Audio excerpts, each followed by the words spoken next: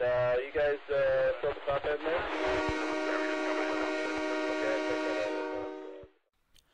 Hey everyone, it's Magnum here. Today I'm going to be starting a video tutorial series about precision alignment wizardry.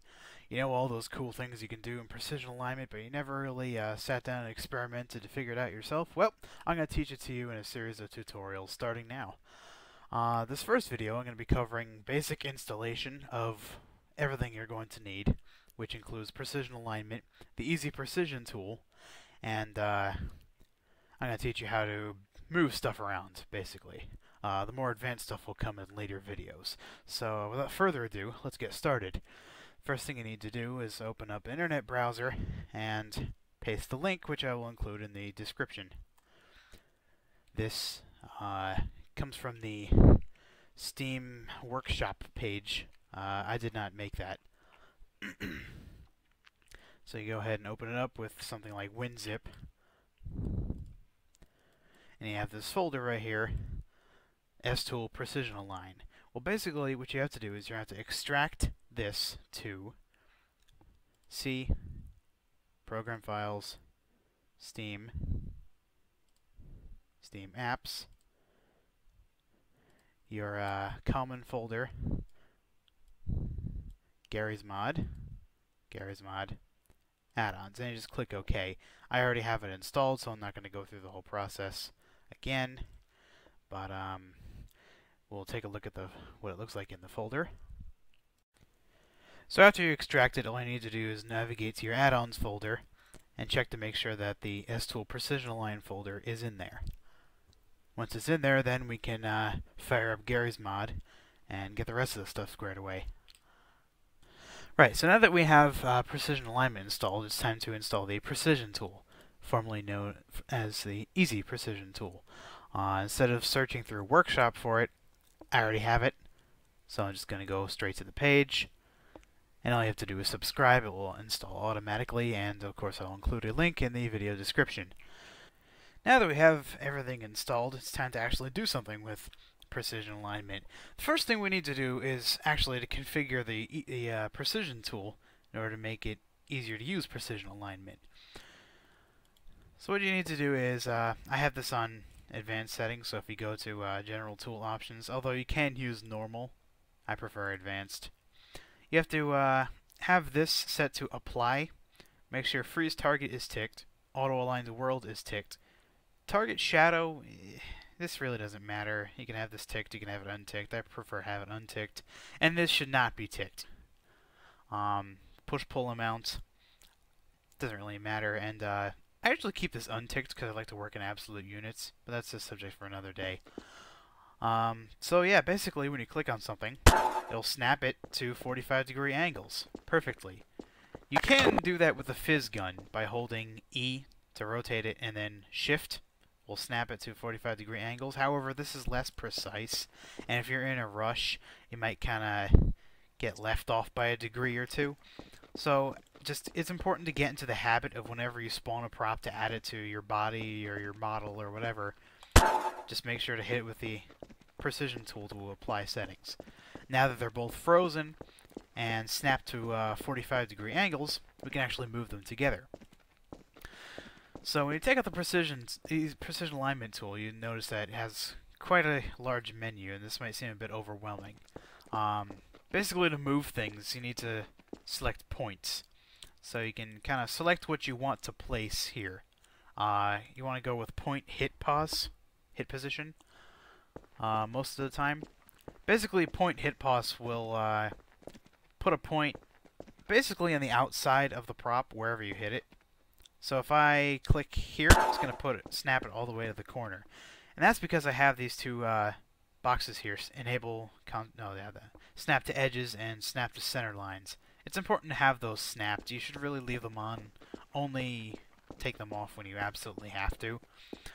Basically, it'll snap to these points I'm demonstrating right here. And of course the center. It also works on the sides, naturally. If you want to go to the direct center, you have two options. You can do mass center, which is the center of mass, and the coordinate center, which isn't always the center of mass. Notice how this one's on the side here, and that one is this is the prop's official position with respect to the game. Mass center is the physical center of the prop.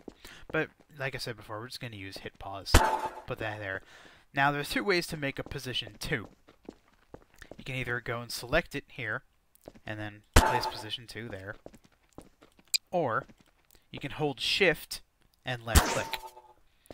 Now beware when doing that. You need to hold down the shift key until you see the point pop up. Sometimes it'll lag, and if you let go of the shift key too soon, it'll just move point 1 instead of placing point 2. Another thing you should notice is that there is a green line going from each of the points to the prop that they're attached to.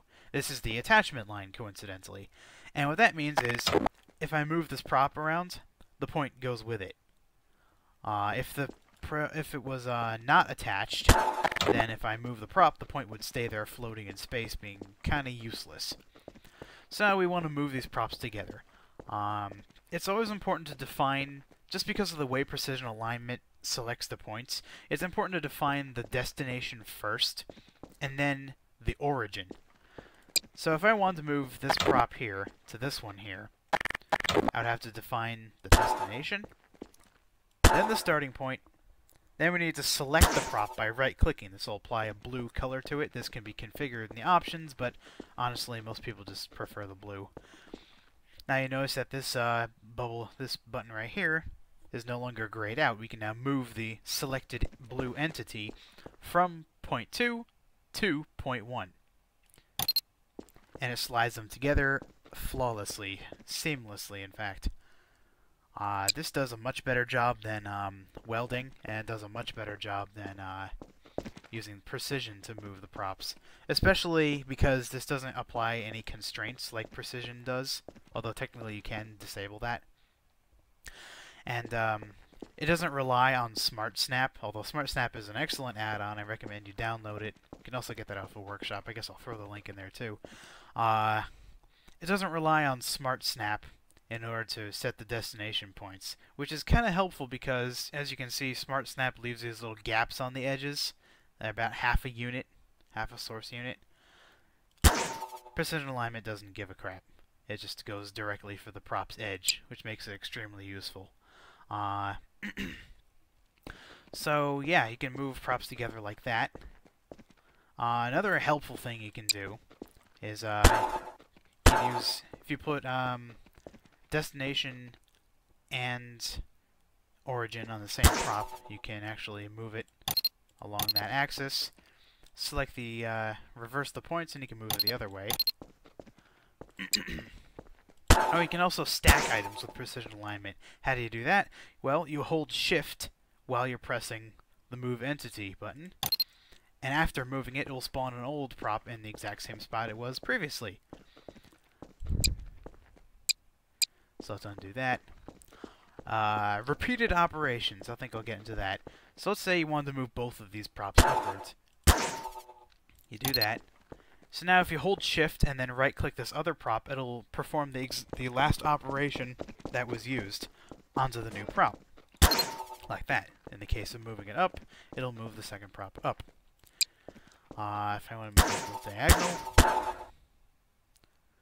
you can do that. And then right-click. This is great for if you have like a sub-assembly and you want to slide it into place. You just, after moving the first prop, you just shift right-click on all the other props, and it will move them along the same displacement. Not to the same point, but the difference between the 2 points. It'll move it along. And I think that should basically cover it for a first tutorial. I'll get into the more advanced stuff later. So yeah, that's pretty much it. I'll see you guys next time.